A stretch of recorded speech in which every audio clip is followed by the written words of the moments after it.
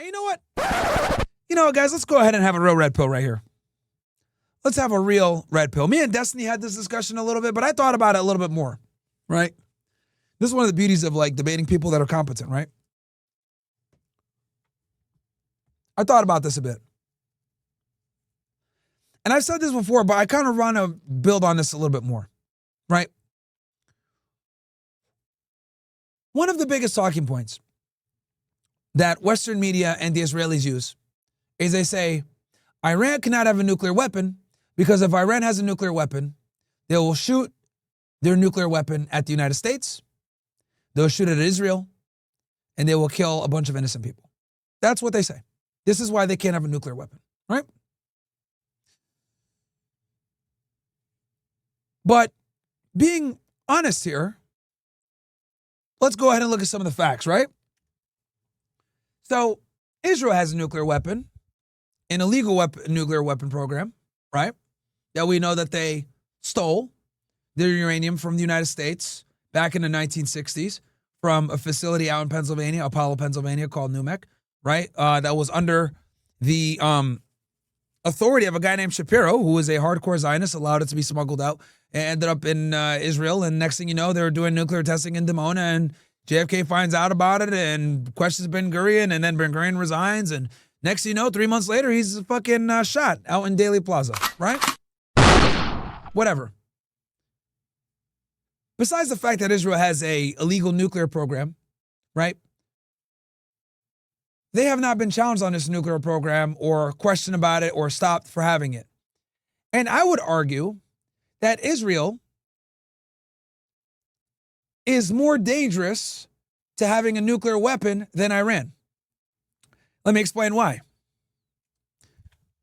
Israel has fought with almost every single one of its neighbors, whether they've done false flags, conducted terrorist attacks, committing a current genocide in Gaza. Shout out to Mass Depot for subscribing. Thank you so much. Killing innocent people, killing kids. They literally killed several kids today.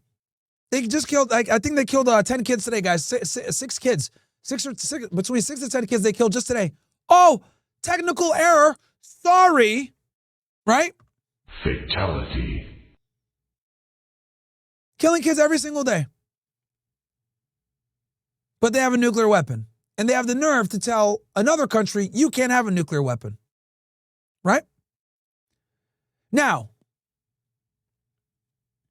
here's the real red pill that no one's ever going to tell you guys that they withheld from the media. For decades, Israel has been trying to institute regime change. That's what they want. Okay?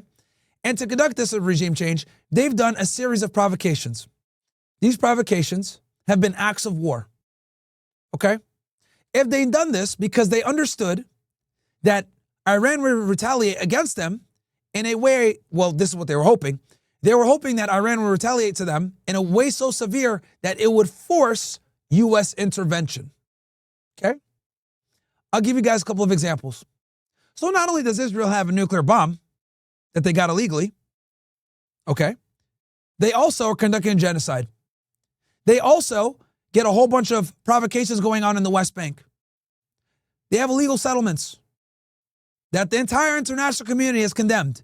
They sit there and they'll tell you, we pulled out of Gaza in 2005. No, you didn't. It's still an occupation by every means.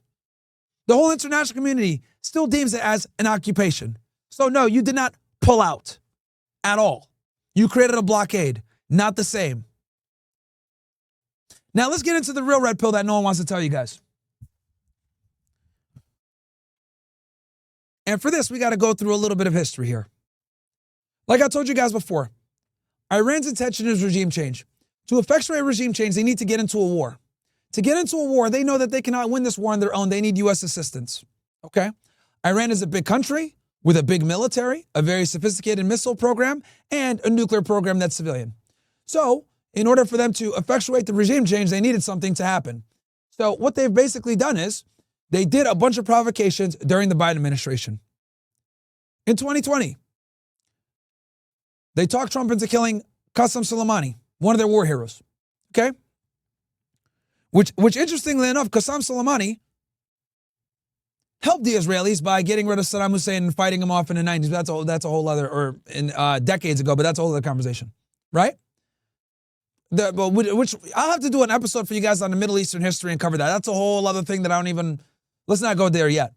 But the point you guys need to understand is that Qasem Soleimani was killed by Trump, right? By enormous pressure by the Zionist lobby, okay? Mike Pompeo and his advisors heavily suggested that he did that. This is why he pulled out the nuclear deal in 2018. 2019, they put the IRGC on the terrorist watch list. That set up the stage for him to go ahead and kill Qasem Soleimani with an airstrike in 2020 in Iraq, okay? And they did it utilizing like an old law of attacking enemy combatants in Iraq, some bullshit law, right? Then they bombed the Syrian, they bombed the Iranian consulate, embassy in Damascus in Syria. Then they killed Hassan Nasrallah, right? The head of Hezbollah. Then they killed Ismail Haniyeh, the chief negotiator for Hamas, the guy that was actually negotiating with them to actually get the hostages back. Yeah, let's kill the negotiator. That makes sense, right? Then they went ahead and ran Operation Rising Lions and killed and killed a bunch of scientists, killed a bunch of generals. On top of this, the Lebanese ceasefire, remember that? The deal they brokered back in like fucking November 2024? They violated it several times. They were bombing Lebanon literally this week or last week. They're bombing Lebanon, okay? They're attacking the Houthis. They're starting conflicts all over the place. But this is all provocations against the acts of resistance, right? And Iran chiefly. So I find it interesting that Israel's done all of these different things, bombing embassies, shooting missiles at Iran, doing all the things that they do. And they say these guys are bloodthirsty theocrats, right? But what has Iran done every single time? Even when the United States bombed Fordow and Isfahan and Natanz, the nuclear sites, that is also an act of war. While they're in the middle of negotiations, by the way, right? So what did Iran do? Are they a dead to America crazy theocracy that just wants war and wants to kill everybody? What did they do? They sent missiles at Qatar and they notified the United States. When they killed Ismail Haniyeh in Iran, which is a major fucking embarrassment, what did they do? They sent missiles, they told the UN, and they notified Israel that the missiles were coming. They did it twice, right? Now, again, I'm not here to sit here and defend Iran. I'm just presenting you guys with the facts. Israel's argument is that Iran is an irrational actor that, if given nuclear weapons, would utilize them to kill Americans and kill Israelis. So, if that is true, with all the provocations that Israel's conducted against Iran and its proxies and its allies, why did Iran not retaliate by destroying and leveling Tel Aviv? Even after Operation Rising Lions, what did they do? They hit military sites. They hit strategic locations in Tel Aviv. The casualties were less than what they did to Iran. I forget what the casualties were in Israel, but something like 600 to 800 Iranians were killed, a lot of them innocent people. There were far less casualties in Israel. Again, I'm just presenting you guys with the facts that the media doesn't want to tell you. On one side, they tell you they're bloody theocrats that want to kill America and want to kill Israelis. But then, when presented with the opportunity to retaliate with acts of aggression and war, they give restrained and tempered responses. I would argue that shows that they're pretty fucking rational, despite the fact that the Israelis say that they're rational. Let's go ahead and go further. The Israelis, this whole conflict started what? Over October 7th, right? Well, the Israelis will sit there and tell you that they killed 1,200 Israelis on that day. Well, what they won't tell you is this. Roughly 400 of the people that were killed on October 7th, unfortunately, were enemy combatants. Fair game, unfortunately. Again, you guys know me. I am pro-life and anti-war, but the rules of combat are the rules of combat. We know that the Hannibal Directive was activated on that day. We know that a lot of the festival goers that were killed, okay, that were blown up in their cars or on fire, These are weapon capabilities that Hamas simply doesn't have. What does that mean? That means that Apache helicopters or Hellfire missiles, which the IDF has, by the way, killed a lot of these concert goers tragically, these innocent Israelis. We know that kibbutzes were shot into by tanks. We have the footage.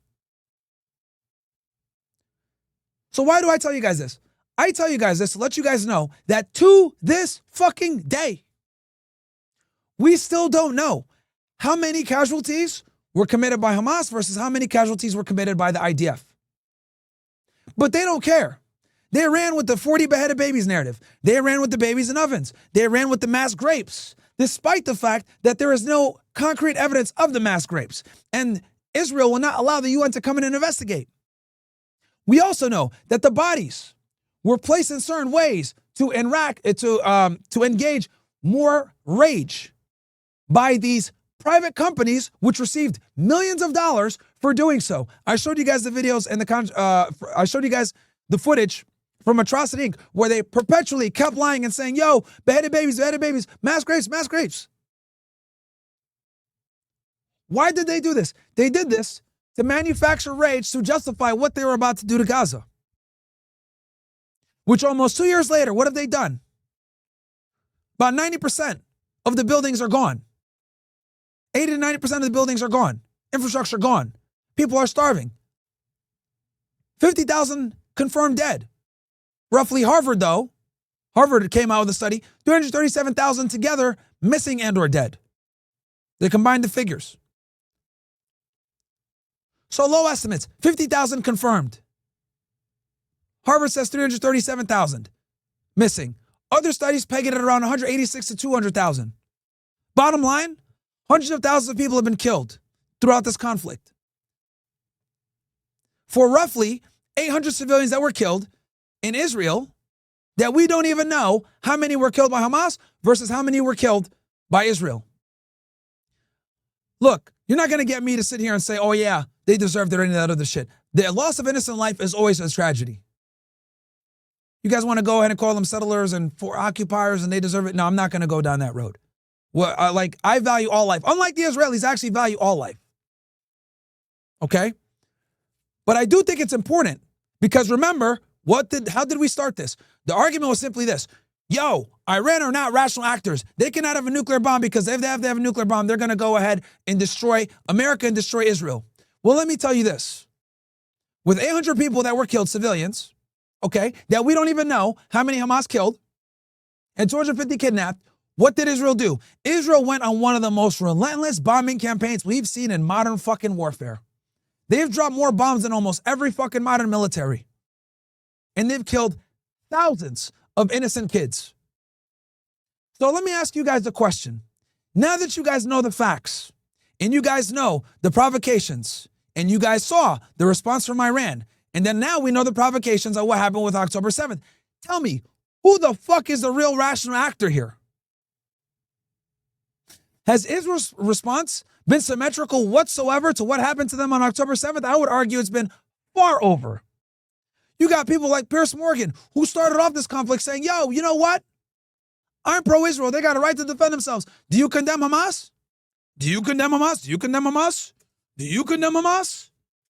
Do you condemn Hamas? Remember that shit? Remember that? He ain't asking that no more. Because even big supporters, big Zionist supporters, even they know that this is indefensible. Though what happened on October 7th was a tragedy and it was horrible. That does not give Israel the right to fucking run a 2-year-long starvation and bombing campaign, killing innocent kids every fucking day. Guys, I don't show you the footage on X because I don't want you guys to be fucking jaded like I am. I ain't gonna lie, I'm jaded to a degree. It's pissed me off.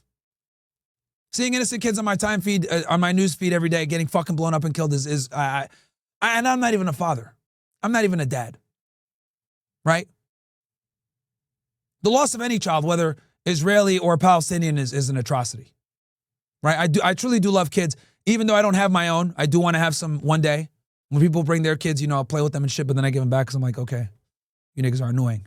I love y'all, but you guys are annoying. Right? I do think they're the best thing on earth. But When you see that every day, it fucking makes you angry. So I'm speaking out to tell you guys, this is what's really happening. So who's the rational actor? And I want you guys to, like, again, unbiased, what it is based off the facts that I told you, because these are facts. Roughly 800 Israelis were killed on October 7th. We don't know who actually killed them. 400 of them were IDF, enemy combatants, unfortunately. So 800 civilians killed. We don't know, and we know the Hannibal Directive was activated that day. And we know that the IDF has far more capability of killing than the Hamas does. The response to that, which I understand Israel's going to have a right to defend themselves, but the response to that has been fucking ridiculous. 2 years of bombing, hundreds of thousands killed. Is Israel a rational actor? Illegal nuclear program, conducting a genocide right now, as said by many scholars, starting wars with every single one of their neighbors, running intelligence operations and conducting acts of terrorism in foreign countries. Who are the real rational actors here? If you actually look at the facts and you look at the circumstances and do your research, you find out that Israel actually are the irrational actors. Their entire country was built upon the back of terrorism. The very terrorism that they condemn and they complain about, and they say that they're surrounded by terrorists every single day. The IDF was started as a terrorist organization. You obviously don't know them as the IDF. They're known as the Irgun, Haganah, and Stern Gang, right? But this is the dark history of Israel that no one wants to tell you, and the Western media, for some odd reason, always leaves out. They'll sit there and tell you that these guys are a terrorist country and they're proxies and all this other shit. Fair. I will never argue when people tell me that Hamas is a terrorist organization, Hezbollah is a terrorist organization, and the IRGC are terrorist organizations. I'm not going to argue with that because, factually speaking, they're actually correct. Yes. And to know that, you got to define what terrorism is. What is the definition of terrorism? Definition of terrorism, to put it nice and simply, as defined by the FBI, the lead agency that runs terrorism in the United States, and I would argue many other countries also use this definition, is violence through some type of political or racial or some other ideology, right? To push your ideology. If you want to go ahead and call these resistance groups terrorists, fine, fair. But do not sit there and not tell me the IDF isn't also a terrorist organization, because they are. And even American historians have said that they're terrorist organizations. But Israelis were smart enough to rebrand. They went from Irgun to IDF, Haganah to IDF, to eliminate that stigma of being a terrorist organization, but nothing ever changed. It was always about removing the Palestinians. It was always about ethnic cleansing. It was always about removing the indigenous people and expanding. Ben Gurion admitted this in his fucking memoirs, the first prime minister of Israel. Oh, well, Myron, we've tried to make peace with the Palestinians. They just never accepted. You guys hear that a bunch of times too, right? Well, a lot of the deals that you guys gave are fucking just not feasible. You guys came into the land, took the land. Then, when you had the first resolution, in 1948 or whatever, oh, well, we offered the Palestinians 50% of the land. Well, guess what? You motherfuckers were only about 7% of the population. You guys were a minority of the population. You only purchased roughly 7% of the land, and you're actually acquired it by paying for it. And what they'll never tell you, what the Zionists will never tell you, is when they offered that deal, guess who had all the good farmland? The Israelis, the settlers. So yeah, you're fucking damn right. You come into someone's house, beat them up, take their shit, and then tell them, hey, bro, look, I know we came in and we're illegally colonizing your area, but let's do this. You can have half your house back, but I get the kitchen, the master bedroom, the garage, because I need the extra space, the front lawn, all that. You get the guest room and a bathroom. How about that? Of course they're going to say no. Don't fucking stab someone in the back and then pull it out a couple inches and say that's progress. Famous quote by Malcolm X. It doesn't work. Again, you guys know I don't condone violence. I don't. I think it's one of the worst things ever. I'm as anti-war as they come. But I do think for us to understand why wars happen, we need to understand both perspectives, but we need to really take a good look at history. And the reality is, Nobody would agree to a plan like that. They wouldn't. But I find it incredible that I have to play a story a lot of times on these streams to let you guys know. But you guys can look this all up. Go look at the fucking 1948 partition plan that the Israelis proposed. It was unacceptable. No one in their right mind would have taken it. As with many of the other deals, where it was ambiguously worded.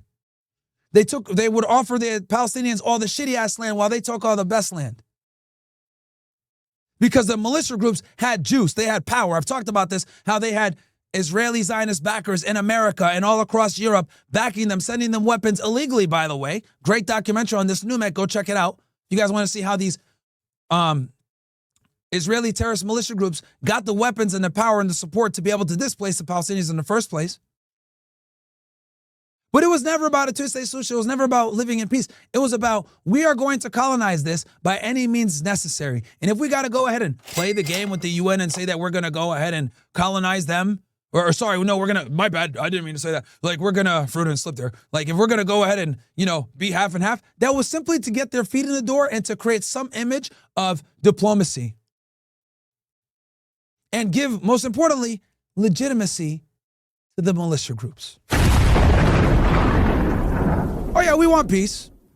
We're just going to take a majority of the land, even though we're like a minority of the population, and we're going to take all the best land. After coming in and illegally taking your land in the first place. No one would agree to that.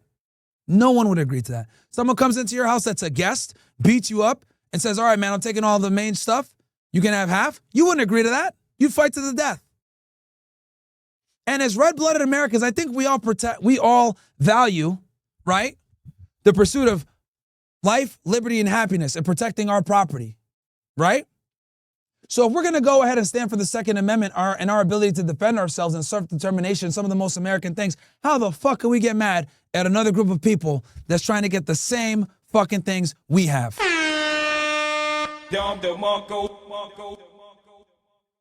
Now, I understand some of the things I said may have pissed you off, might have shocked you, surprised you. Maybe you know some of this stuff that I told you. Maybe you don't. You guys can feel free to go fact check it. Hell, some of you guys might be mad at what I just said. Myron, why are you defending the Iranians and the Palestinians? I'm just telling you guys the truth. If it comes off as I'm defending them, that's your interpretation. But everything I just told you is factually true. Because what they do is they tell you that these guys aren't rational actors and they want to go ahead and kill us. They hate us because of our freedoms. But despite the fact that we've had a foreign policy that values interventionism and destroying their societies, displacing them, having bombs dropped on their kids, having them fucking be starved. Now, and it's not just Palestine this is happening or Iran. Guys, this is going all across the Middle East.